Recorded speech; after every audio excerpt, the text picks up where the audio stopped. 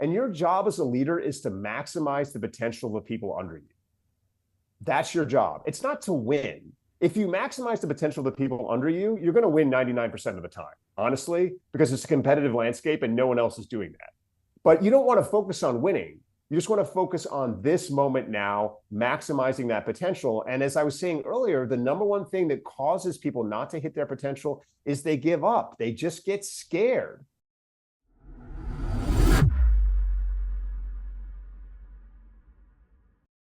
Dr. Angus Fletcher, great to have you here on the Learning Leader Show. Welcome.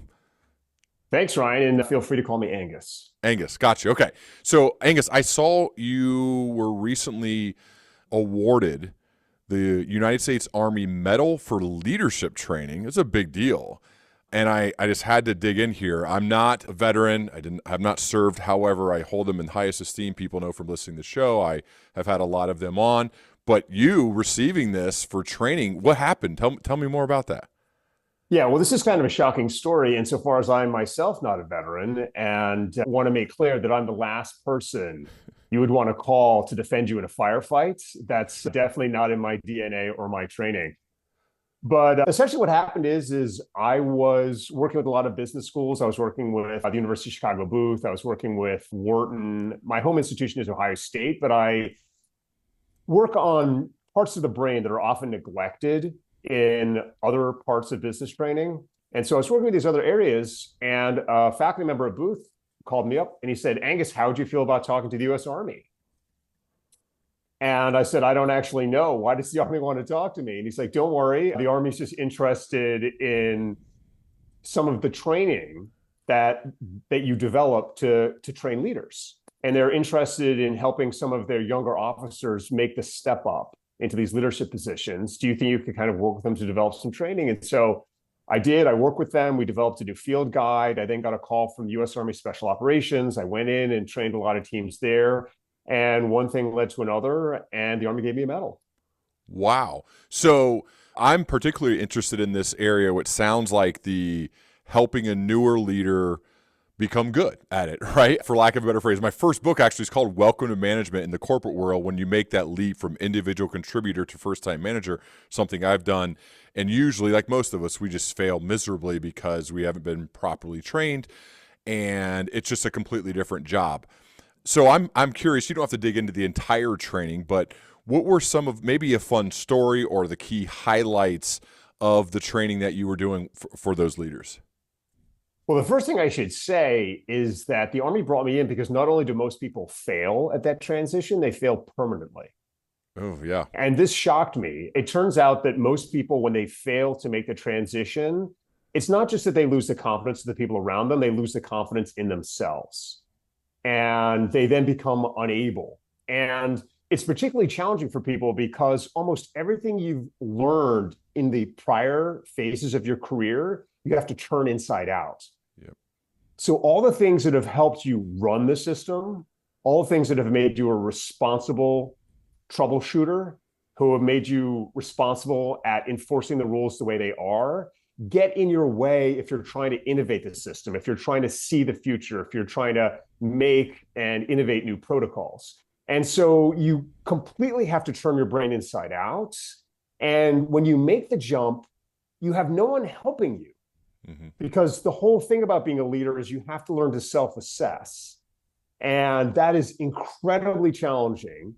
And a lot of times the people who most effectively make that jump in the beginning are sociopaths, as I've been told by some of the Army training, who just don't have any interest in what other people think about them at all and just kind of run forward into machine gun fire.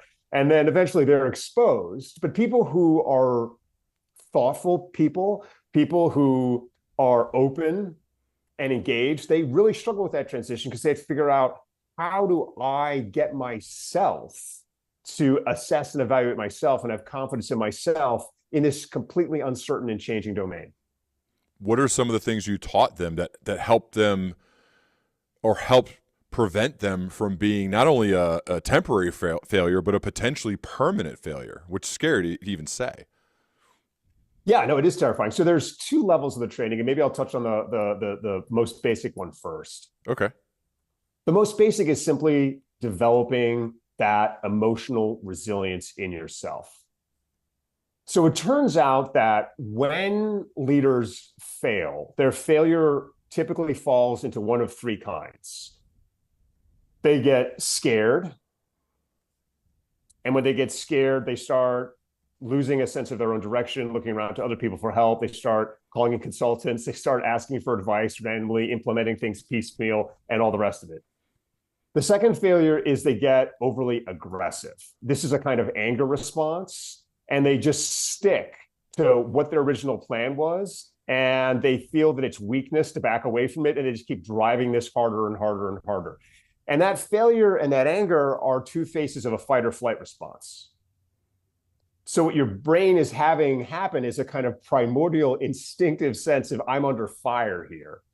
And the third way that leaders fail is they just get scattered and disorganized.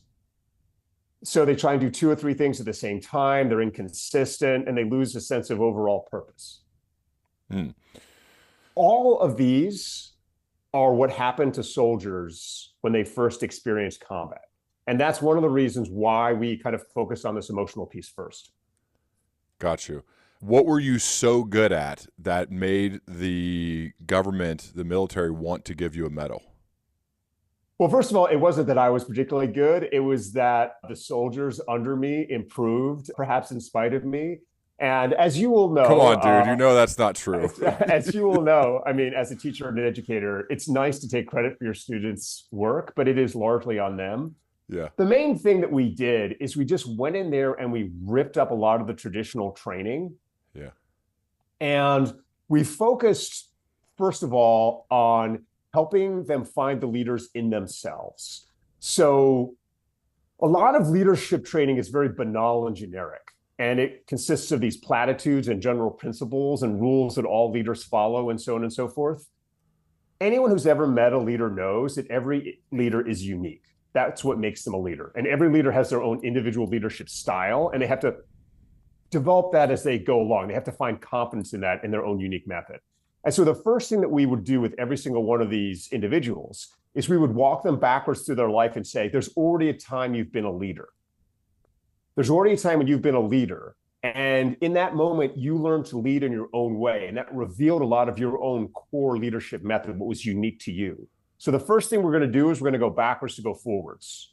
We're going to walk backwards to a time in your life when you walked out in front. And we're going to identify not what was universally true about you as a leader, not what you did that every leader does, but what was unique, what was distinct, what was something about you that other people weren't doing. Because the more we can identify that, the more we can give you confidence that when you're out on your own in the future, that's okay. Because as a leader, you don't want to be looking around and being like, I'm doing what everyone else is doing. You want to be able to have confidence in what's unique and distinct about yourself. So we walk them backwards through their past. We identify these single moments of original leadership, and then we help them walk those forward into leadership styles for the future. So is this a kind of Socratic method where you're asking lots of questions one-on-one as a group, or you're in front and you're asking these questions and then they're taking notes, or what's the process like? So we do it in small teams. It's not Socratic for a couple of reasons. I mean, first of all, it's not Socratic in the sense that a traditional Socratic method implies that I, the teacher, Socrates, actually know the answer, when in reality, I'm the idiot in the room because I don't know anything about your personal past. And all I can do is facilitate you kind of coming up with the answers that are original to you. Mm-hmm. But in these teams, it's important to have big trust, and it's important to have people who have gone through similar experience like you've gone through yourself. And what we do is we work in small teams to have each of them go back and try and find these leadership stories and share them with each other. And so it's a process of review. And then once they found their leadership stories, we then work on them getting up in front of the entire group and sharing them and owning the room. So it kind of transitions from a small group process into a larger group process. And that's really how leadership works. You have to kind of start with a kind of small team. Usually that's your leadership team. And then you have to figure out how to broaden it out to the whole organization. So we got to the magic word that I actually was going to launch with, but I was fascinated by this award. So forgive me, and that word is story. And you're a story scientist. What is a story scientist?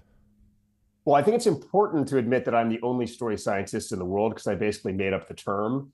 I was allowed to make up that term because I have a lot of credentials behind me. I have my PhD. I've done a lot of work in neurophysiology and narrative theory, which are the two things that make up story science. But basically, my big insight is that we think of story as a way to communicate.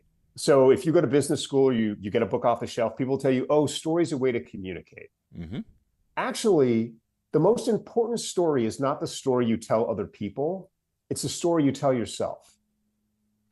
And unlike in our modern world where we're encouraged to massage a story to make it better, to make it nicer, to make it appeal more to others, the most powerful story you can tell yourself is your true story, the true story of yourself. And what we know is that in the brain, because so much of your brain's thought is powered by story. I mean, when you wake up in the morning, you tell yourself a story of the day. Before you go to bed at night, you review the story of that day. When you meet with people, when you meet with teams, you meet with your organization, you share stories about things you've done. Your company on some level is a story. Your strategy is a story. It's a narrative about what you want to accomplish. Because story is so powerful, it's really important as a leader, and just as any individual, to know what your own true story is. And to be able to sit with yourself in your own mind and review the story of your past and take the confidence from that, from the good parts, and take the growth from the negative parts. And what we know is that most people in our world are not comfortable or confident in their own stories. So Really? Yeah. So most people, if you ask them to share their story, they'll get awkward, they'll get nervous, or they won't tell you the whole story. And we also know that most people have a hard time reviewing their history. So if I sit people down and say, I want you to take an hour and just think through your past, most people will experience shame, they'll experience regret, they'll often experience panic and anxiety about things. And this is one of the reasons that people are always turning to their cell phones or technology as a way of distracting themselves from just being in their own story. And you get this a lot. So when I work with special operators, they have a particularly intense time with their own story because they've obviously been in situations where they've seen horrific things happen. And a lot of them will blame themselves for things that have happened in front of them. And it's very hard for them often to sit still and just process and work through their own stories, their own narratives. And I can't tell you the number of special operators I've talked to who really feel almost valueless or worthless when you sit them down and start to talk to them. And when you actually shift this process around and get them to work through their stories and get them to see all the things that they've done that are powerful, that's when they start to make the transition back into confidence and back into being leaders. And so that whole process of being at peace with your own story, that's the most powerful thing you can do. And that's what I, as a story scientist, generally do, to go back to your question, is I help people go into their stories, find the most powerful parts of those stories, and access them to increase their own performance. It sounds like therapy. Is it therapy?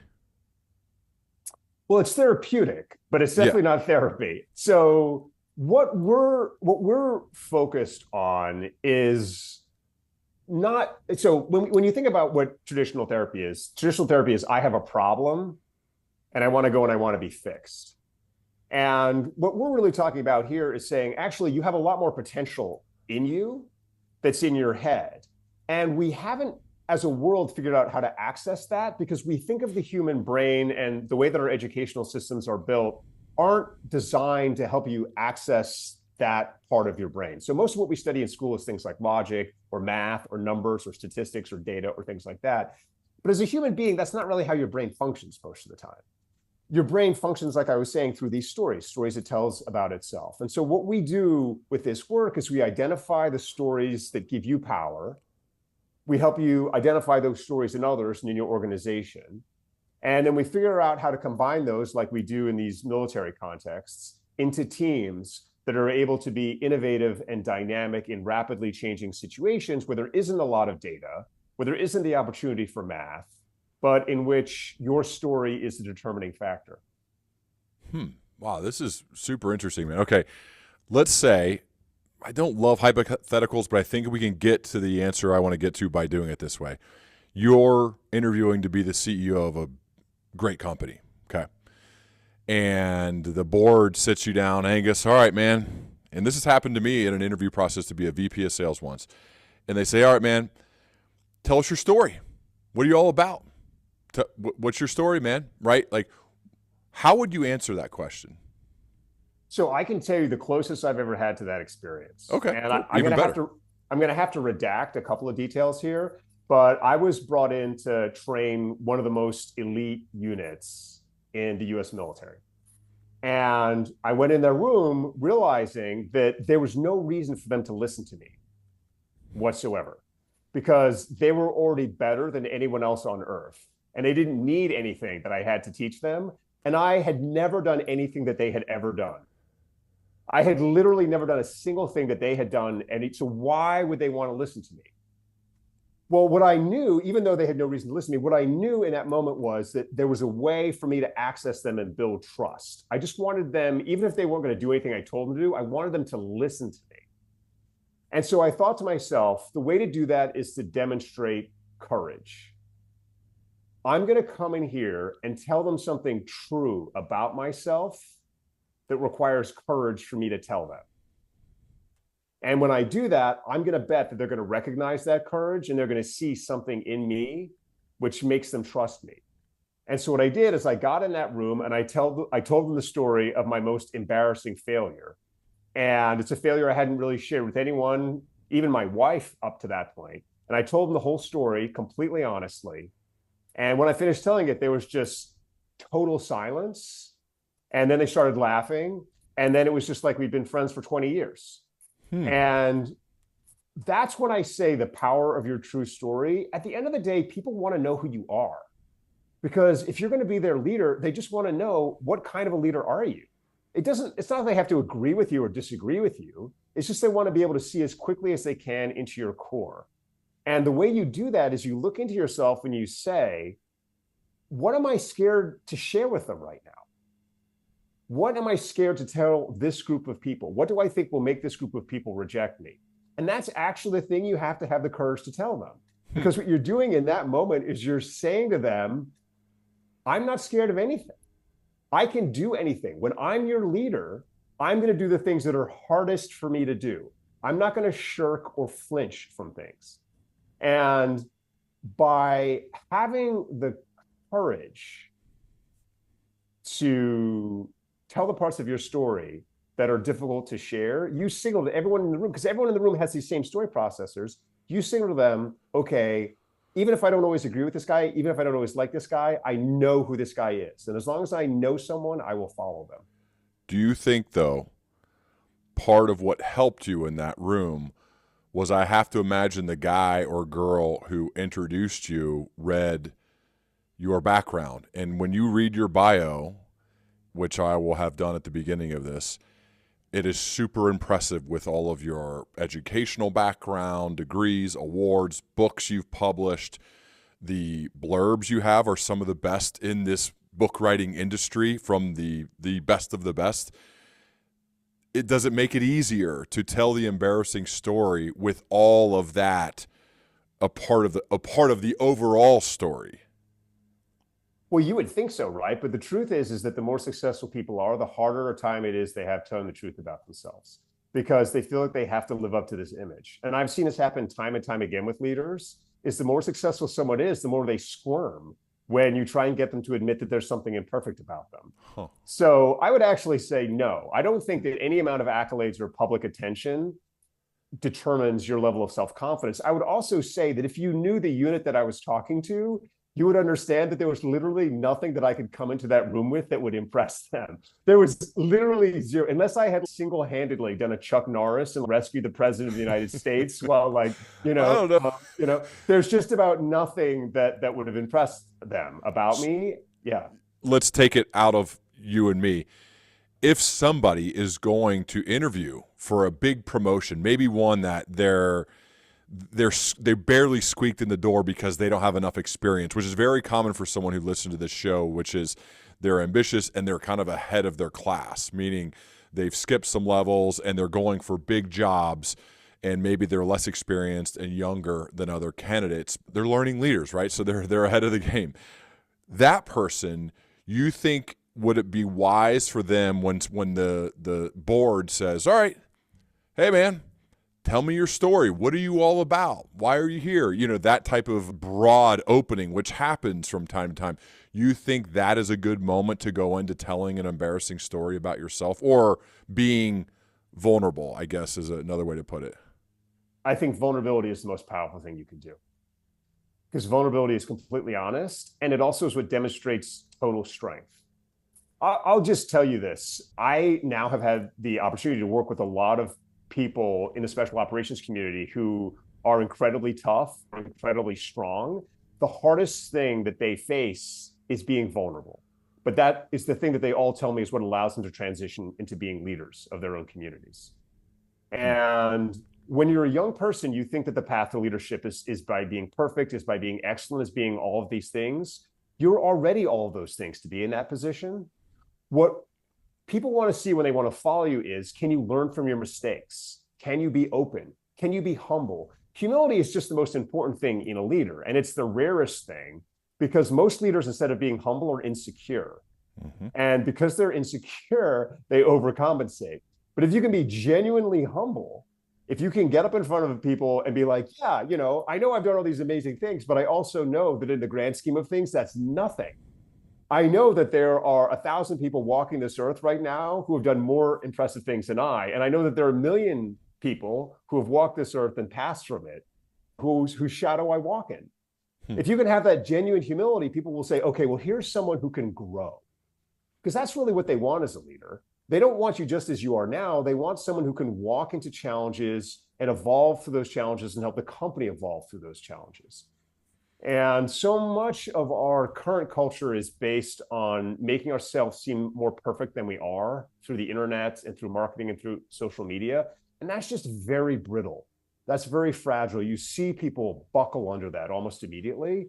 But if you can be up in front of people and be like, here's something genuinely humiliating, that here's something dumb, here's something like really dumb that I did, and here's how I kept being dumb. I didn't do something dumb and then fix it. I just kept being dumb again and again and again and again until finally I got myself to this point, and then someone had to lift me out of it. And I got lifted out of it. I understood it. I unscrewed myself. And here I am in front of you to tell you I learned from that experience and I've grown from it. The learning part, I think, is key. Can you overdo it, though? Because I'm big into Brene Brown. I know she's blurbed your stuff. You've been on her podcast. I love her. I think she's amazing. But I think because her work is so popular, it maybe pushed the scales potentially for people who are into her work, that you could overdo it. How do you measure that to make sure you're not going too far? Well, so the thing is, if it's hard for you to share something, you're probably not going too far. And what I mean by that is there's a kind of performative vulnerability. Right. That's what I'm talking about here. Yeah. Where I think, and there's certain things that are now safe to admit in public, where it's not actually really vulnerability. It's just like a whole bunch of things that other people have endured to. And it's in a weird way, it's like the opposite of actual vulnerability. It can have the opposite effect if it's fake humility, fake vulnerability in a way. Then it's just like in the sporting world, when you sense a coach is not genuine or real, you're done. It just doesn't work. And that's kind of what I'm getting at is I have seen that creep up. It even happens on the podcast every once in a while. We're like, it doesn't feel genuine. It feels like fake self-deprecating humor. And I know we can probably sense it when it happens, but it can give you the ick when it does. Yeah, I totally agree, because the person's trying to manipulate you. This is, again, as a leader, your guide has to come from within. And you know whether or not you're doing something because you think it's going to work, or whether you're doing something because you're actually genuinely scared. And the reason that it's important to step up in front of the board and have the courage to say things you're scared to say is because being a leader is almost always a confrontation with fear. You're always having your limits exposed. You're always having the limits of your organization exposed. You're always realizing how fragile things are. And if you can't be calm in those situations, then you're not going to succeed. So if you get up in front of a group of people and you do a performative vulnerability thing where you're pretending to cry or pretending to get upset or these kinds of things, but if you're someone who gets up in front of a group of people, so, I mean, there's a specific example. I work with a retired Command Sergeant Major of Delta Force whose name is Tom Satterley. And one of the most arresting things he told me was the moment that he almost killed himself. And he had been out of Delta Force for a couple of years, and he had kind of lost his sense of what he was doing because he'd spent his entire time being part of this best organization in the world. And he no longer felt that on a day-to-day basis. And he had all this time to reflect on his past. And through a series of lucky events, he did not end up following through on his attempt. But when he tells you that, he doesn't tell it, he doesn't cry, he doesn't kind of make it mawkish, but he just tells you honestly, like, that's how low I was. And it was a shocking moment for me to hear that from him. It's not something private. He shared it with other people. He shared it publicly with other people. But when I heard that, I knew, okay, this is someone being honest with me. And that's what built an immediate sense of trust. And you'll just feel that with people when they're being honest with you. It just builds that immediate sense of trust in you. And you can see through their consistent performance after that, whether that trust is earned. Do you want to try something that is potentially risky and we may have to edit it out? Sure. Okay. Will you coach me and how to get to this place? Is it possible to do it in this time frame where we start at least getting it started with the questions you ask to help somebody get there? If not, we'll cut this and go on to the next one. But I'm curious, is this even possible? Yeah, absolutely. And we don't have to go too deep, too fast. And as I say, it's often better to do it in a larger group. So I think we'll just do it gently now. We'll just kind of get started now. And then it's something you could try it. I know I didn't tee you up for this. I'm sorry for not sending you a note ahead of time. Maybe awesome. I should have. Okay, this cool. Is totally awesome. This is what I love to do. This is actually why I like to train special ops, because every time I go in there, they're like, no, screw what you were going to do. We're going to do something instead. I'm like, all right, I don't know how to do that, but let's see what happens, man. Okay. Let's roll with it. Okay. So the first thing you want to do is you want to just take a moment and start to think through your past and think through a couple major changes that you've gone through. So a couple of moments in your past that you've made major changes, major positive changes.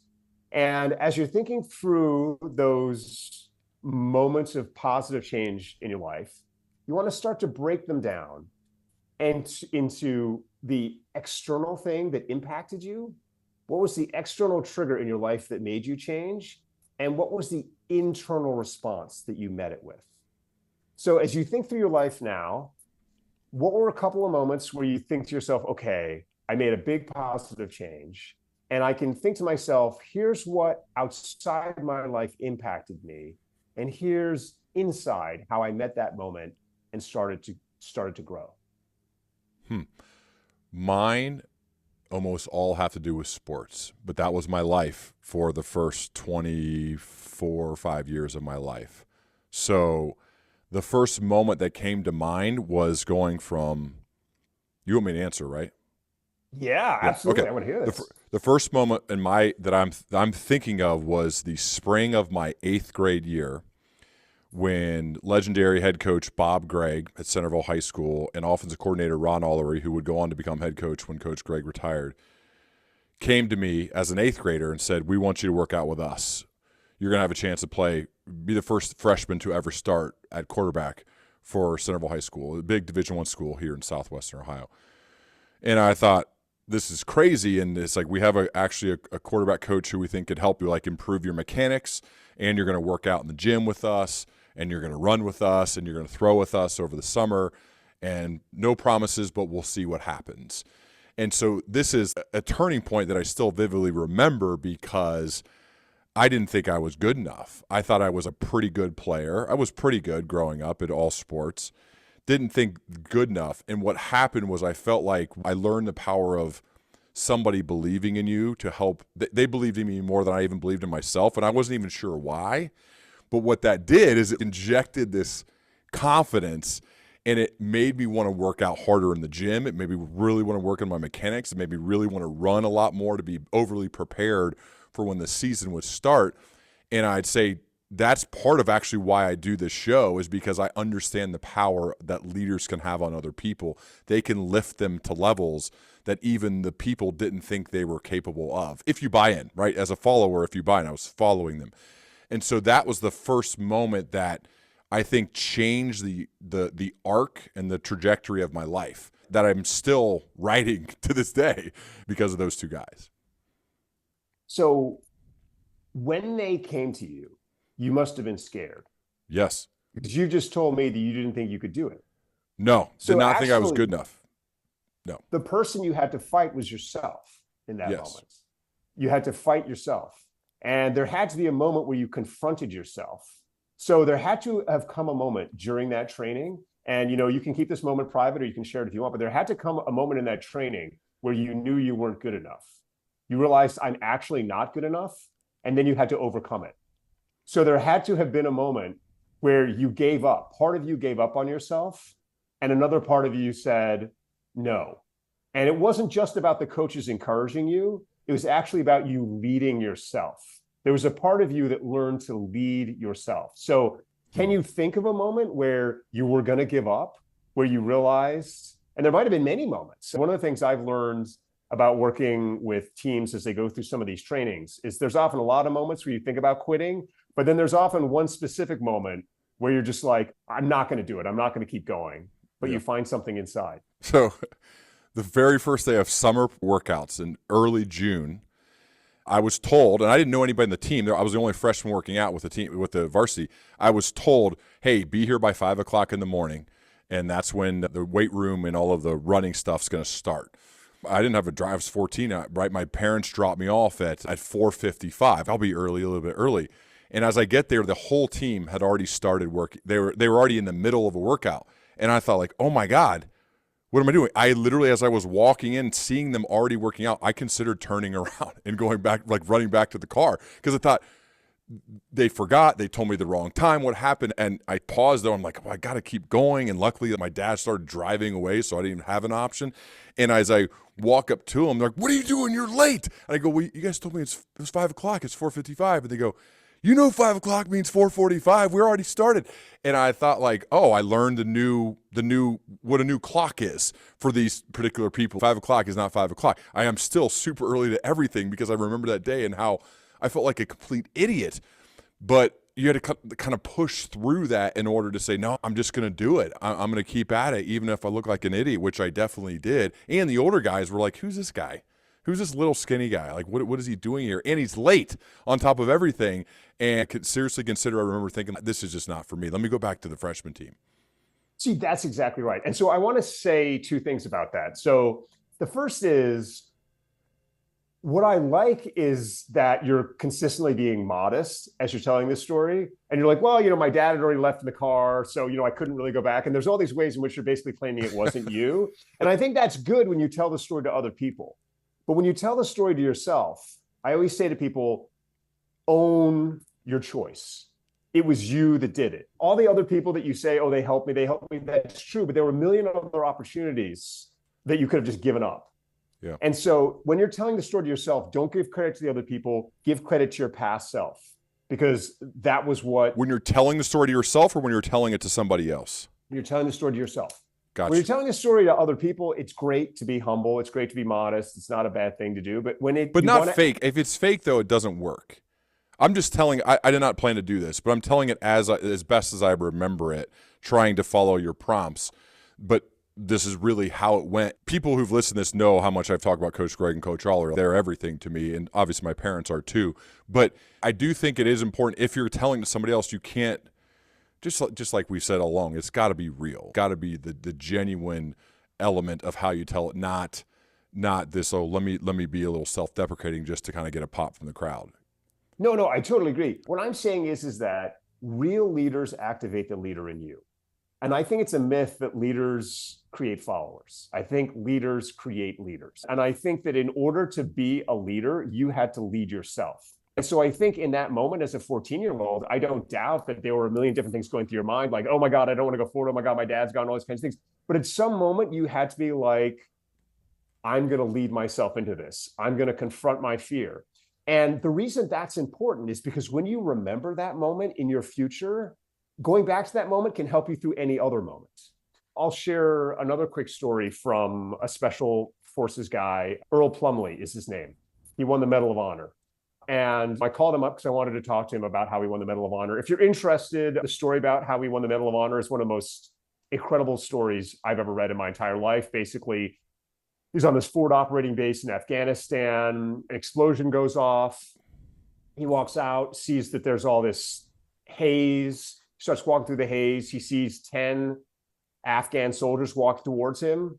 And so he's like, oh my goodness, someone must be trying to kill these soldiers. And he walks towards them. No, it turns out that they're actually suicide killers in disguise. They start attacking him. He only has a pistol. They've got assault rifles. They're wearing suicide vests. The story is insane. Anyway, I started asking about that. He's like, I don't want to talk about that. I was like, okay. He's like, I want to talk about the first time I was in combat. I was like, okay. I was like, what did you do the first time you were in combat? He's like, I hid. When the bullets started coming in, I hid. And I was like, okay, well, what made you stop hiding? And he was like, my team leader. He just started asking me all these simple questions. He's like, are the trucks ahead of us still there? Are the trucks behind us still there? And I start kind of like looking around and looking. And then, step by step, I got out of my fear and I started moving forward.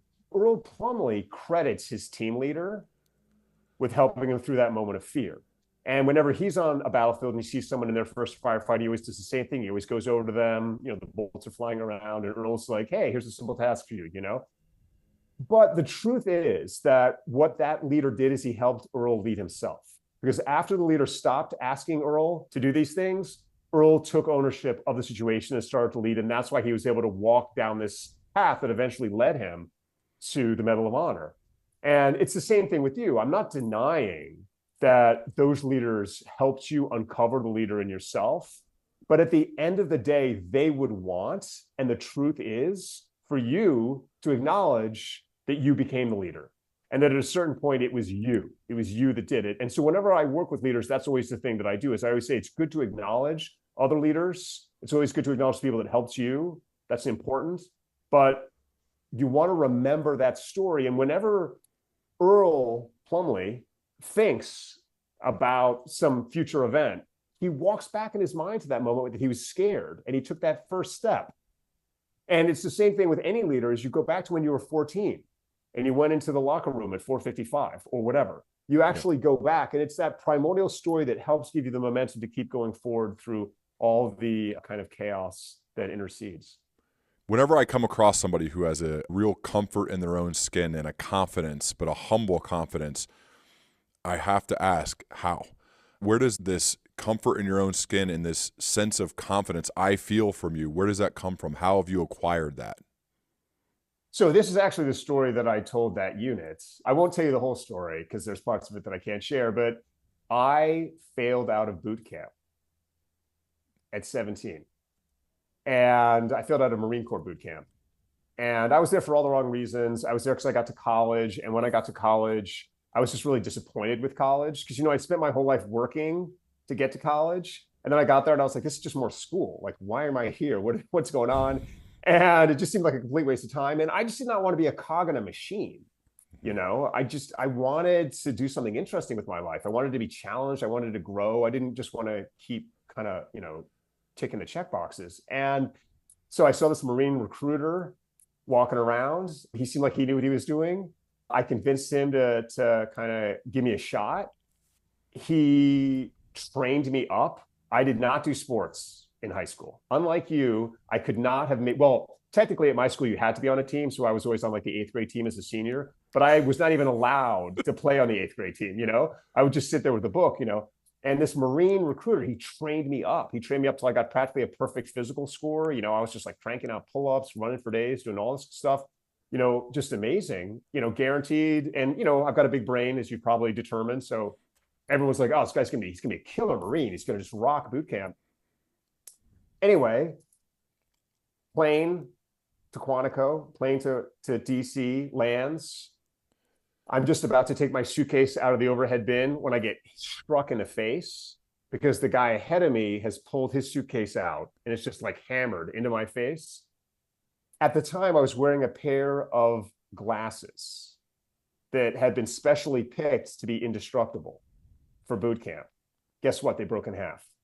And I have these glasses in my hand and I get off the plane and I'm just remembering what my recruiter told me, which is, go right to the bus and do not draw negative attention. So I'm like 17 years old. What do?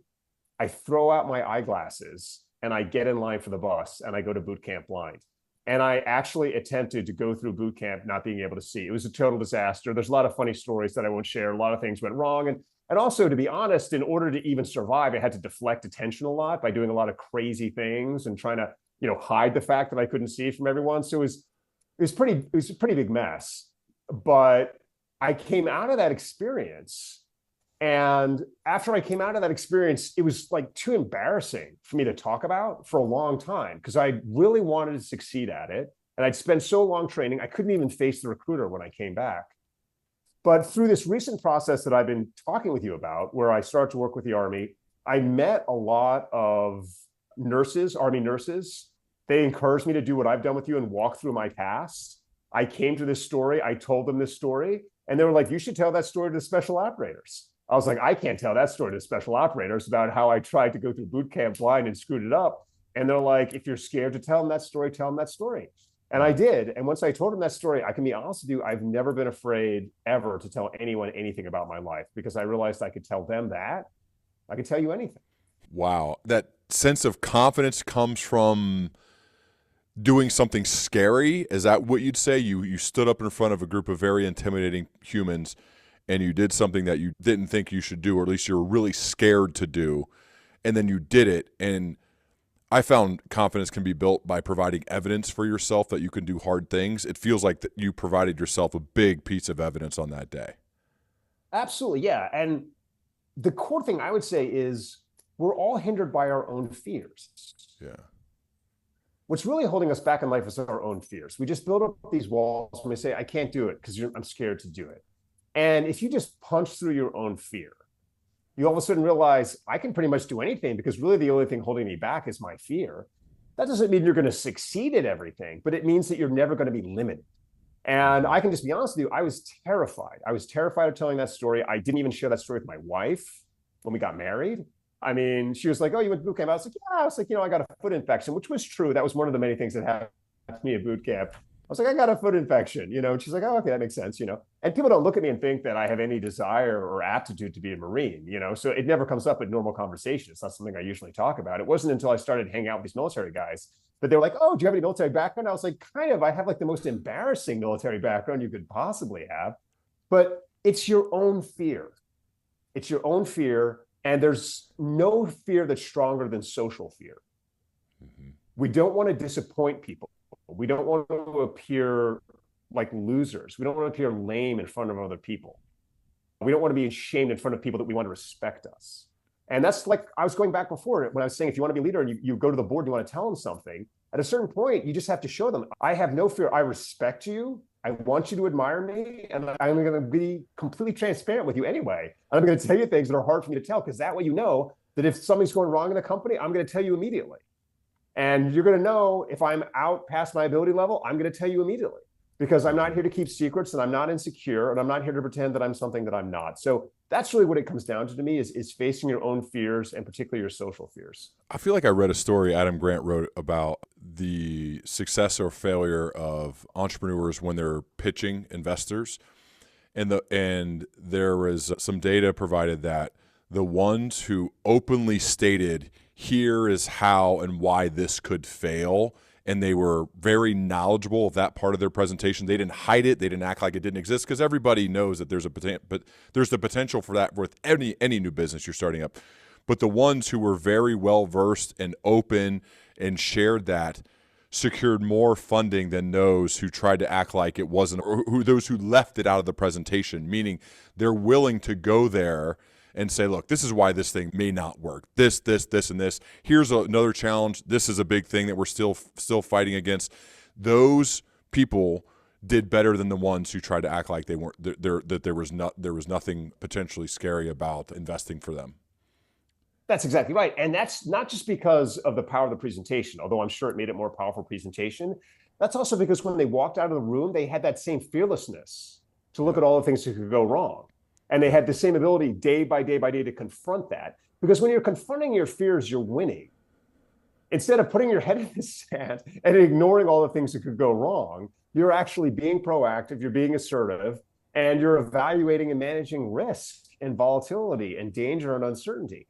And that is what you want in a leader, you want someone who's comfortable and confident when the bullets are flying. Yep. I mean, it's just stressful to be in that situation. And you want someone who can handle it in a calm manner. And there's nothing that shows you can handle something in a calm manner than getting up in front of the people you need to impress and being honest with them about all the ways that you could suck. If somebody hired you to sit in the room while they were going to hire for leadership roles, let's say a CEO, and this maybe may have happened, I don't know, and they say, hey, you're going to sit to my left. You can ask questions if you want, or you can just sit here. But at the end of us interviewing all these people for some of our leadership roles, you're going to help us make the decisions. What are some of the questions you may ask? And also, what qualities are you looking for in someone to be a senior leader? And let's just assume we're at a Fortune 500 company. You want to push people as rapidly as you can to their limits. You want to put them in a situation where there is not a right answer. So one of the things that leaders, I would say, young leaders always want is they always want there to be a right answer, and they always want to have it. Mm-hmm. There are no right answers. There are just things that work long enough for you to figure out something better. That's literally the secret to life. Okay, it's kind of working. Okay, let's see if there's something out there that we're all just figuring it out as we go, dude. That's what I've learned after 530 whatever of these. Yeah. Everybody is figuring it out as they go, and some are just a little bit further along the path. They figured a few more things out. But that is literally the one-liner of this thing after 8 years. It's hilarious, but it's true. Yeah, well, honest people are in that situation. Yes. Everyone else thinks that there's a plan, or they're like managing someone else's situation. So what you do is you put that leader in a position where there is not a right answer, and then you hammer them for it.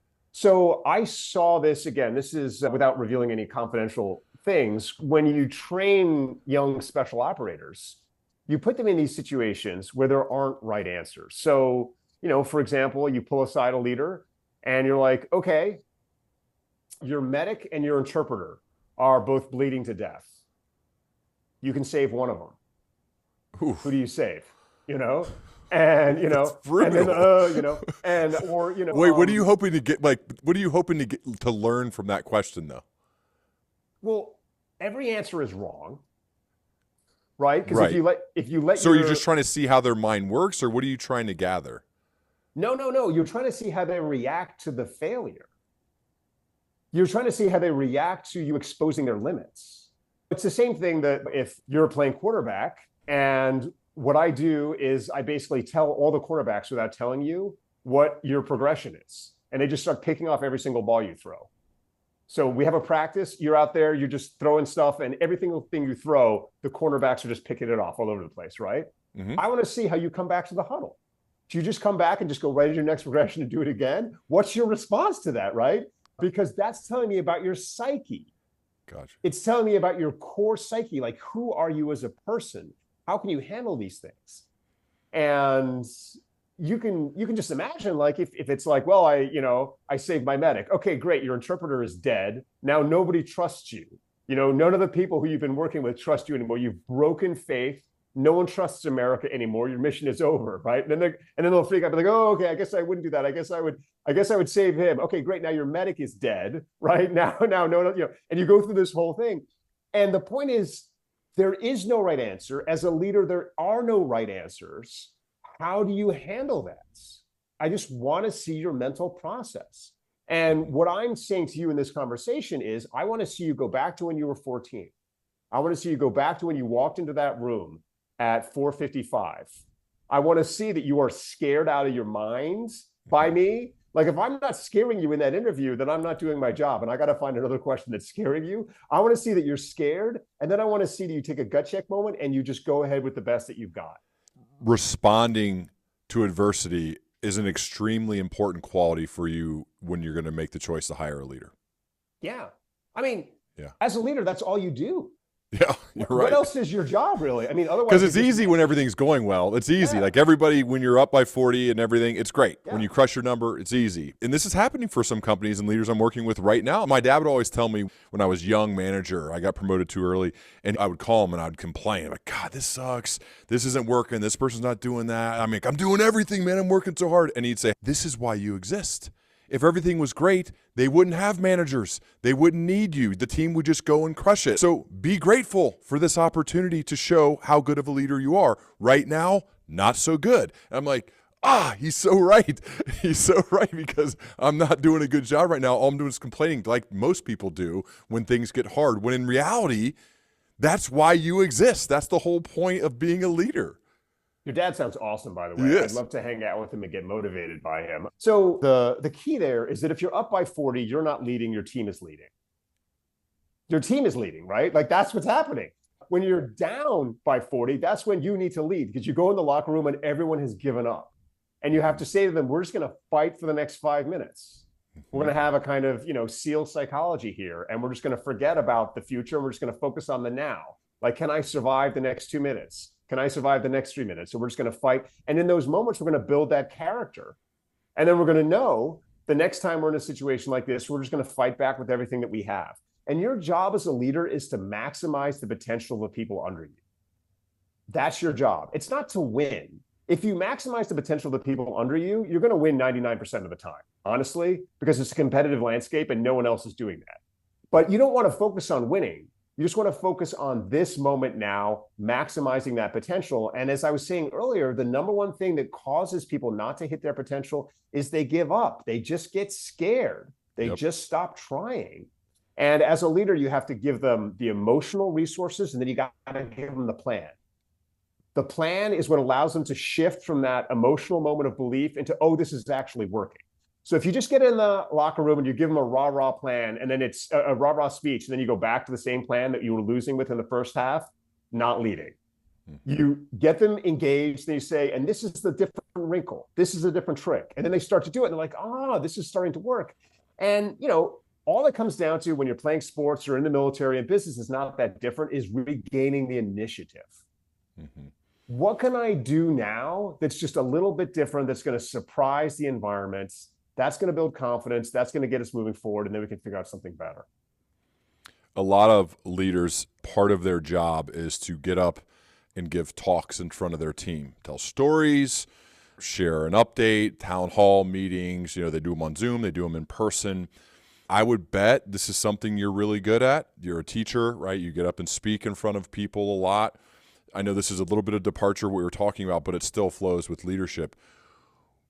What's the difference between somebody who is excellent at speaking in front of a group of people versus someone who's just good at it? So if you're really good, you're engaging your audience to create the speech with you. And what I mean by that is that, like, bad talks are like these teleprompter things where you've got it all figured out in advance and it's all perfect. And then you're just like, and you're trying to program your audience to think what you're thinking. But good talks feel spontaneous. The audience feels like they're there with you, that they're engaged, and that they're helping you create the story. And to do that, you, again, have to display a little bit of vulnerability. You have to display a little bit of openness. And you cannot be defensive. So the number one thing that I see leaders fail at when they're in these public settings is they open it up to engage. And then when you open things up, people start to question you. Because of course. And then the leader gets defensive and closes down, as opposed to being like, yeah, I have that question myself, and I've thought about it. As a leader, what you want to show people is not that you have the answers, but that you've thought about the questions before they have. That's your job. Not to have the answers, but to have been thinking about the questions. And so whenever I'm in public and whenever I'm counseling leaders, I say invite questions, and then show to people by the fact that you're relaxed when you receive the question, that it's not a new question. Because nothing shows that you haven't figured out how to handle a question than tensing up and getting defensive. And that's what corrodes confidence in your leadership. So if someone gets up there and is like, oh, we're losing money, you're incompetent, everything's a disaster, you're just like, yeah, man, I feel you on all those points, and then you start to lean into it and say, and what you haven't said is this, and you haven't said this, and you haven't said this, you know what I mean? And you start to get them back and like, okay, and then you make the turn and you say, okay, and that's why we're making these shifts or why we're doing these other things. But it's that engaging your audience. It's your bringing them into a conversation as opposed to trying to program things. And I imagine that's something in this podcast you've discovered and you've been very effective at, is Probably a lot of your best podcasts, you have no idea what the person's going to say, but then you roll with it. Well, just so you know, I have 3 full pages of notes, single space, and I haven't asked a single question from those notes. So thank you. That's only happens if the guest is awesome and we get off on wild tangents, which we have, and I appreciate. And it is a little risky at times to say, let's flip this and let's do real-time coaching, which when I didn't prepare you for that and didn't, frankly, prepare myself. But this is what I would do if we were going out to lunch. And I like these conversations to feel like that. If we were going out, I'd probably be peppering you with these exact same, wait, what? Wait, okay, now can we do that on me? That's how it would go. And I think that is how I try to be genuine and follow my genuine curiosity with great rigor. As Brian Koppelman told me, that's why this thing is good, is because I can sense you're following your genuine curiosity. Yes, that's exactly it. It's more for me than anybody else. Now, I'm happy if other people can listen and gain value from it. That's why this thing gets to keep going.